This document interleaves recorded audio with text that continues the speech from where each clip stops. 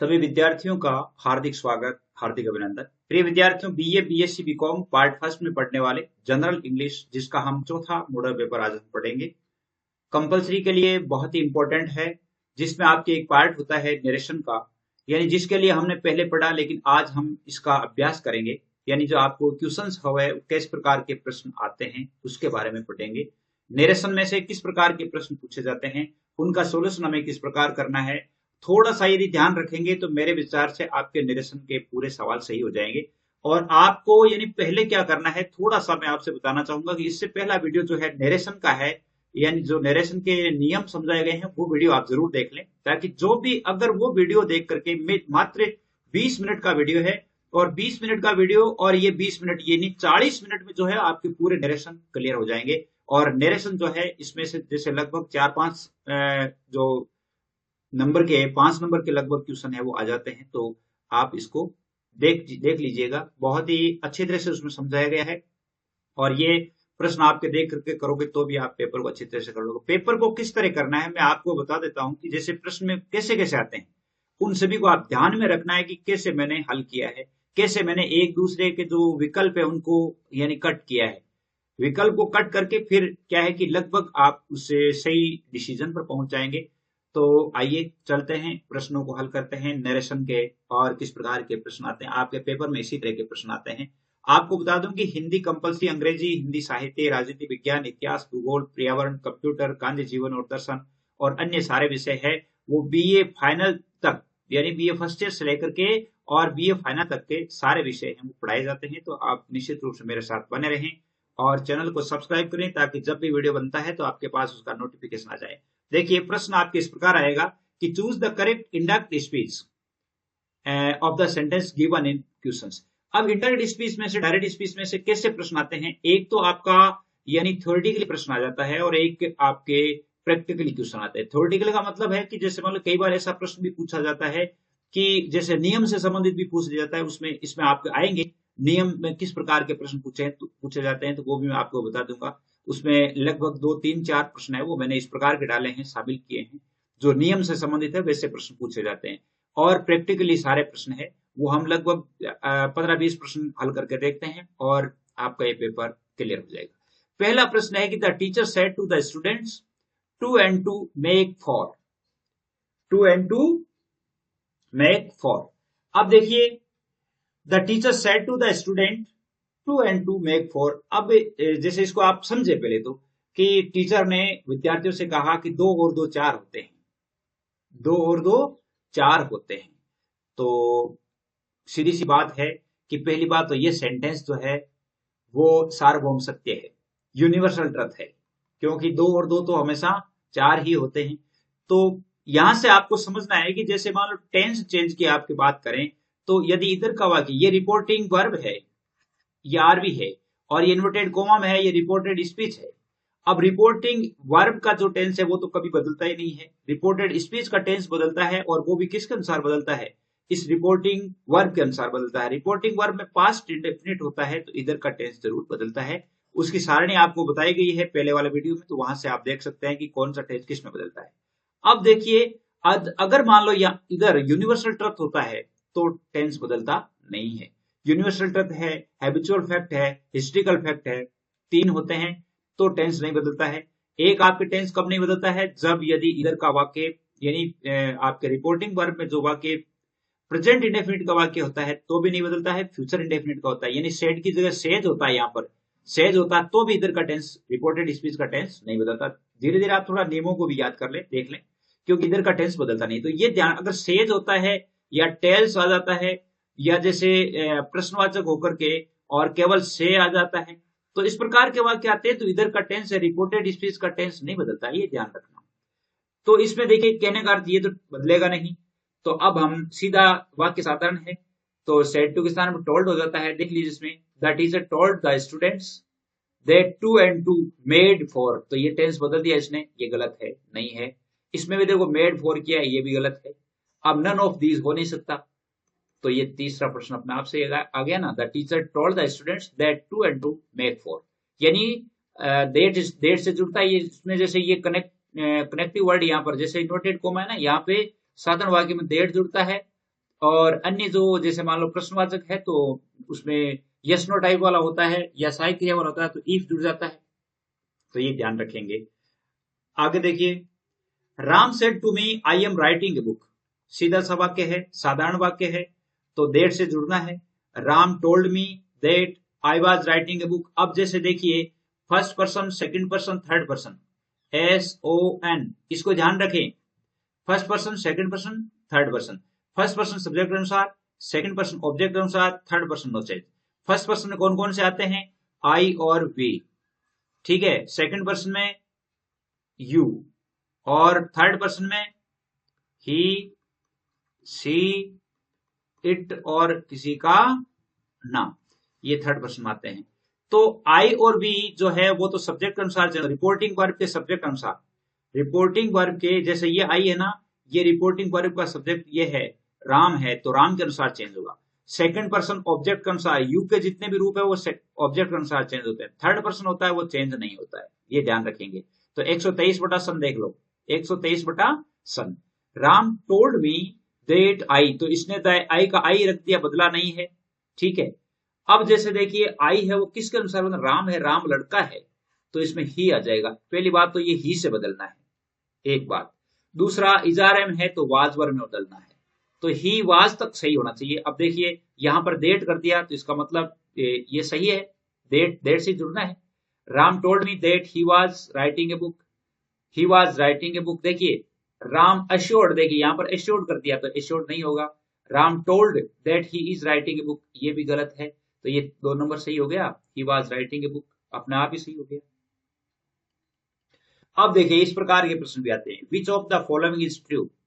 First person of reported speech is changed according to the reporting subject. देखो एक इसको ऐसे लिख लो, 123 बटा सन, इस प्रकार होता है फर्स्ट पर्सन सब्जेक्ट के अनुसार। तो ये क्या कहता है? First person of reported speech, यानी रिपोर्टेड स्पीच जैसे एक तो रिपोर्टिंग वर्ब होता है, भाई रिपोर्टिंग वर्ब तो कौन सा है? अभी मैंने आपको बताया था, जैसे मान लो इसमें कर बता देता हूं आपको।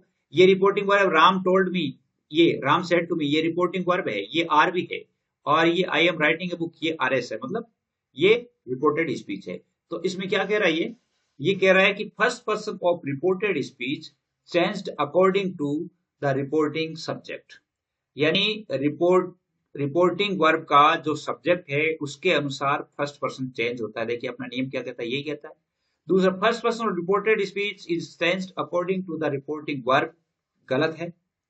First person of reported speech is changed according to the reporting object, यानी ऑब्जेक्ट के अनुसार भी चेंज नहीं, ऑब्जेक्ट के अनुसार तो सेकंड पर्सन होता है। देखिए ये अपन 123 बटा सन लिखेंगे, फर्स्ट पर्सन सब्जेक्ट अनुसार, सेकंड पर्सन ऑब्जेक्ट अनुसार, थर्ड पर्सन नो चेंज होता है। तो इसमें कहने का पहला ही सही हो रहा है इसमें।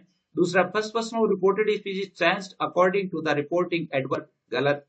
3 गलत हो गए, अपना आप सही है। तो सीधा ने फर्स्ट पर्सन सब्जेक्ट अनुसार, तो सब्जेक्ट है ना इसमें लिखा हुआ, तो यहां पर 1 नंबर है वो सही हो जाता है।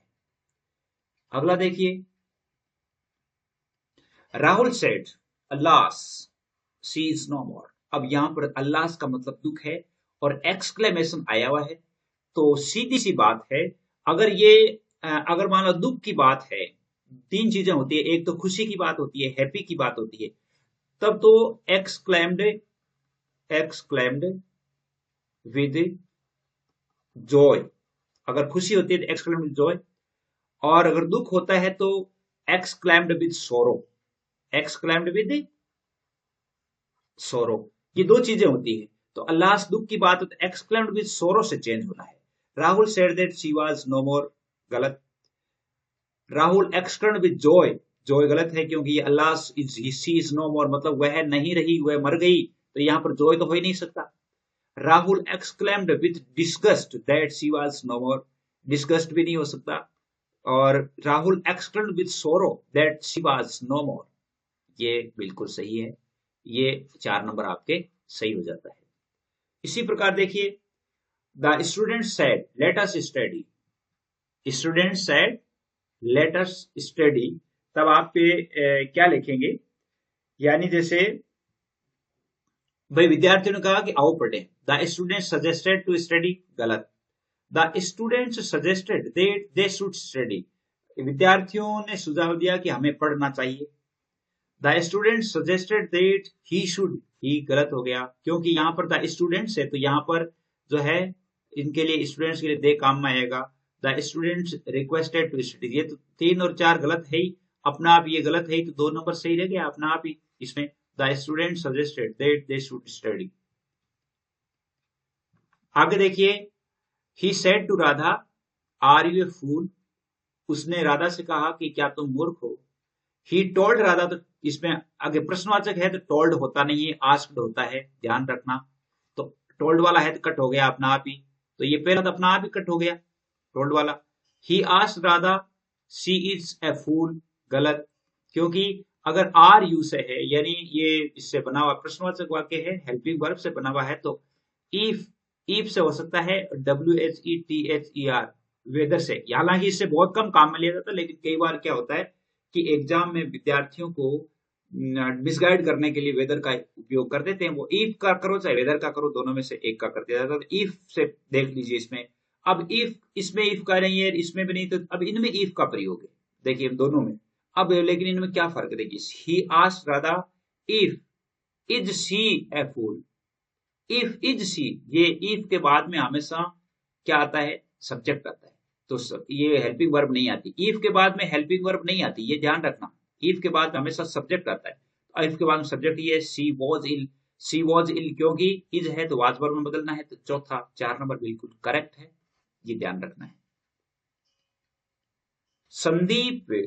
Sudeep asked Rajni can you come with me. अब कैन वाला है तो इफ या वेदर से बनना है। अब देख लीजिए, अब देखिए इफ कहां कहां नहीं है, उसको पहले काट दो, इसमें इफ नहीं है, काट दो इसको। अब कैन का कुड में बदलना है, कैन किस में बदलना है, कुड में बदलना है, तो कुड कहां कहां नहीं है, देखिए कुड यहां है, यहाँ कैन का कैन है, यहाँ कैन है, तो इन दोनों को काट दो, इसमें भी कुड नहीं है, तो 3 कट गए अपना। अब ये कौन सा रह गया, सही रह गया।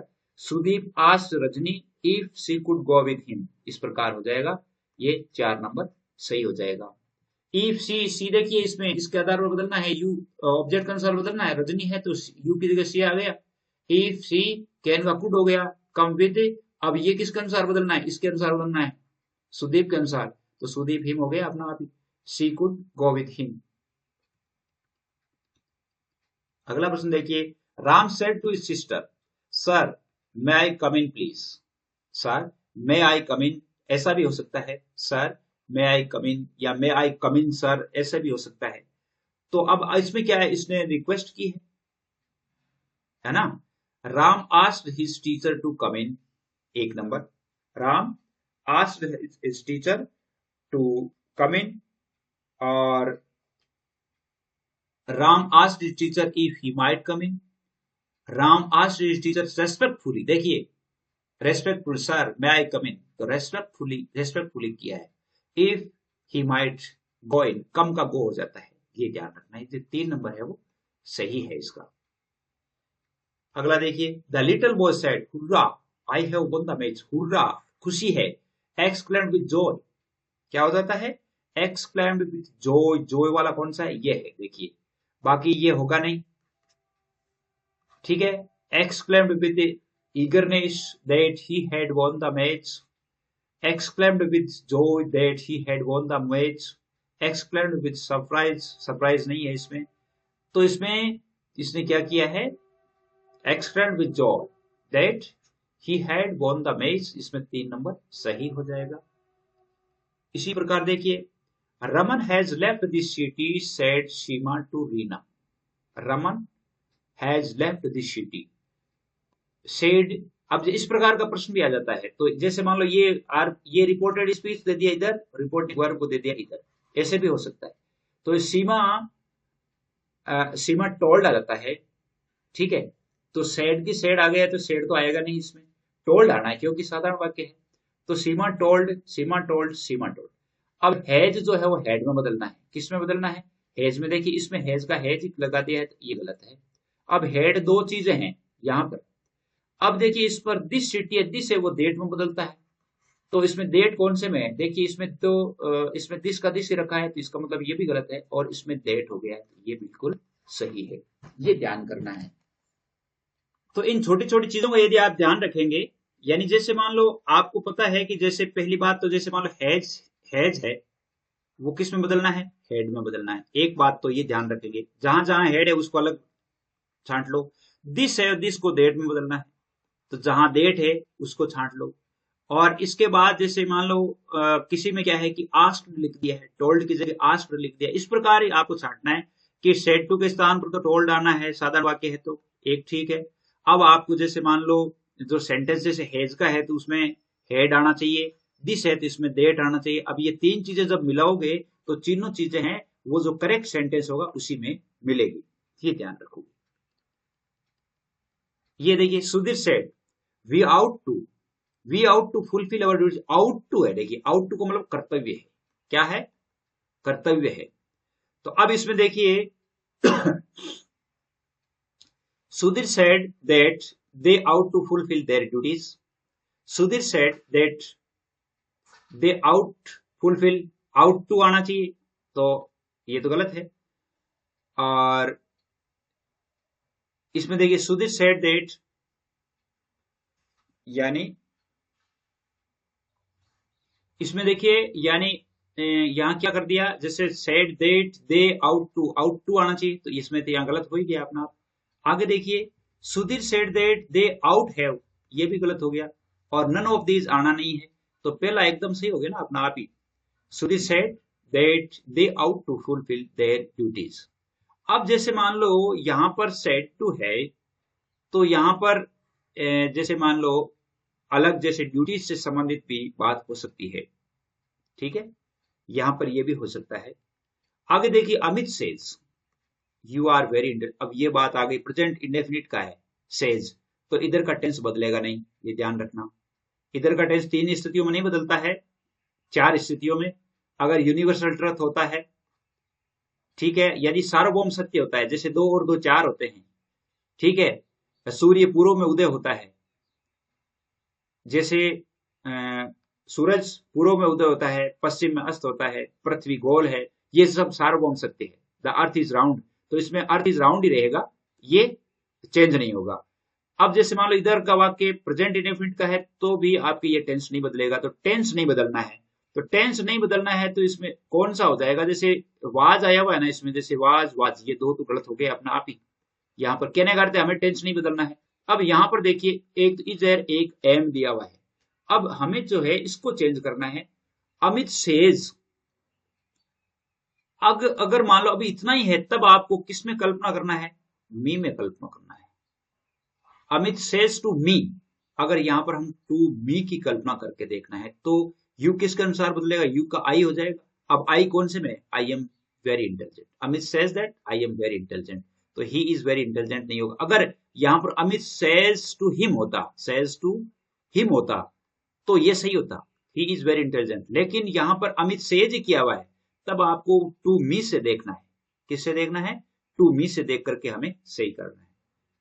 आगे देखिए they said to me we are players, we are players जैसे मान लो है, they said to me we are players. अब टोल्ड आना चाहिए इसमें, तो तीनों में टोल्ड है, देखिए अभी तो हम गलत नहीं कर सकते। आर है तो वाजवर में बदलना है, वाज या वर में बदलना है। अब वी है, ये सब्जेक्ट अनुसार चेंज होता है, दे है तो इसमें से वर का प्रयोग होना है, कहां होना चाहिए। अब देखिए यहाँ पर दे वर है, दे आर आ गया, इसका मतलब ये गलत हो गया। यहाँ पर देवर है, नन ऑफ दीज होना नहीं है, तो अब देवर देवर तो दो रह गए, एक पहला रह गया और एक तीसरा रह गया। तो इफ, अब इसमें that their being players, their being आता आएगा नहीं, तो ये तीसरा भी गलत हो गया। अब कौन सा रह गया, एक नंबर रह गया अपना सीधा सा कि भी ये आएगा। यानी बहुत ही सिंपल सिंपल सेंटेंस है। अब देखिए Beena said to our grandson may this year be prosperous for you, ये कौन सा है, ये आपके ऑपरेटिव सेंटेंस है। कौन सा है, ऑपरेटिव सेंटेंस, जहां पर इच्छा सूचक वाक्य होता है। और इच्छा सूचक वाक्य में क्या होता है, अच्छी या बुरी कामना की जाती है। तो ये उसकी ग्रैंड दादी ने कहा है, Beena said to grandson, Beena ने अपने पोते से कहा कि may this year be prosperous for you, यानी ये नया साल आपके लिए मुबारक हो, अच्छा हो।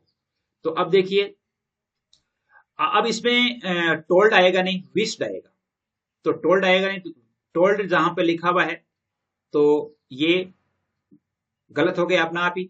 अब जैसे मान लो ब्लेज्ड, ब्लेज्ड आ सकता है, ब्लेज्ड आ सकता है, विश्ड आ सकता है, लेकिन गलत कहां होगा? May this year be prosperous for you. अब इसको ध्यान से देखना है। यहां पर क्या होता है कि कई बार वो क्या करते हैं, जैसे इफ का करके भी चेंज कर देते हैं तो वो गलत हो जाता है। ये इसको वाक्य को साधारण बनाना है। तो बीना, अब ये पहला तो अपना आप गलत हो गया। Beena wished her grandson that that year might be prosperous for him. That that that that that के बाद देखो दैट तो लगना ही है इसमें, लेकिन इसमें दैट, इस दिस को चेंज नहीं किया इसमें, तो इस दिस को दैट दैट ईयर होना चाहिए, ये इसने चेंज नहीं किया। आगे देखिए, Beena prayed that this year might be prosperous for her grandson. Beena blessed her grandson that that year might be prosperous for me. अब देखिए विश्ड भी आ सकता है, लेकिन यहां पर इसमें डेट नहीं लगाया, इसका मतलब ये गलत हो गया। इसमें देखिए प्रेड टू दिस ईयर, देखो यहाँ प्रेड डेट दिस ईयर, दिस को डेट होना चाहिए, ये हल्का नहीं किया इसने, तो इसका मतलब ये भी गलत हो गया। इसमें ये पूरा पूरा है नियमानुसार। Beena blessed grandson that that year might be prosperous for me. इस प्रकार आपका देखना है। समझ में आ रही होगी? समझ में आ रहा है तो आप जरूर मुझे बताइएगा कि आपको कैसे समझ में आया। Surekha said to her parents happy anniversary to you. Surekha ने अपने माता पिता से कहा कि आपको यानी वैवाहिक सालगिरह है वो मुबारक हो। Surekha wished her parents, wished her parents, wished her parents. क्यों विश्ड जो होती है वो किसके लिए होती है? जो बड़े होते हैं वो छोटों के लिए होती है। तो इसमें देखिए, और बड़ों के लिए भी हम क्या है कि विश है वो कर सकते हैं, विश करते हैं तो यानी जैसे मान लो, अब देखिए इसमें कहां कहां गलती है। विश्ड हमें इसका विश्ड जो है वो कर सकते हैं, तो wished her parents a happy anniversary, a happy anniversary, ठीक। और Surekha wished to her parents a happy anniversary, wished to her parents a happy anniversary, इसमें कोई चेंज नहीं है। Surekha respectfully wished her parents a happy anniversary, और none of this. अब देखिए इनमें क्या लगाएंगे हम, क्या कहां पे गलती लग रही है? विश्ड टू हर, एक है विश्ड हर पेरेंट्स है इसमें, एक तो विश्ड हर, विश्ड टू नहीं आता कभी भी, हमेशा विश्ड आता है, तो ये यहां पर गलत हो गया, यानी दूसरा गलत हो गया। आगे देखिए, Surekha respectfully wished her parents. अब यहां क्या है, ये गलत हो गया। विश्ड हर पेरेंट्स रेस्पेक्टफुली यहां आना चाहिए था, रेस्पेक्टफुली यहां आना चाहिए था, रेस्पेक्टफुली ए हैप्पी एनिवर्सरी। तो यहां ये भी गलत हो गया, क्योंकि ये रेस्पेक्टफुली पहले लगा दिया इसने, और नन ऑफ दीज आना नहीं, पहला एक नंबर है वो सही हो जाता है। तो मैं समझता हूं कि इन प्रश्नों से आप बहुत सारे समझ होंगे। और यदि और प्रैक्टिस के वर्ड चाहिए, और प्रैक्टिस का चाहिए कि हमें तो एक और प्रैक्टिस करवाएं सर, तो भी आपके लिए यानी डाल दिए जाएंगे प्रश्न। तो आज के लिए बस इतना ही। जय हिंद, जय भारत।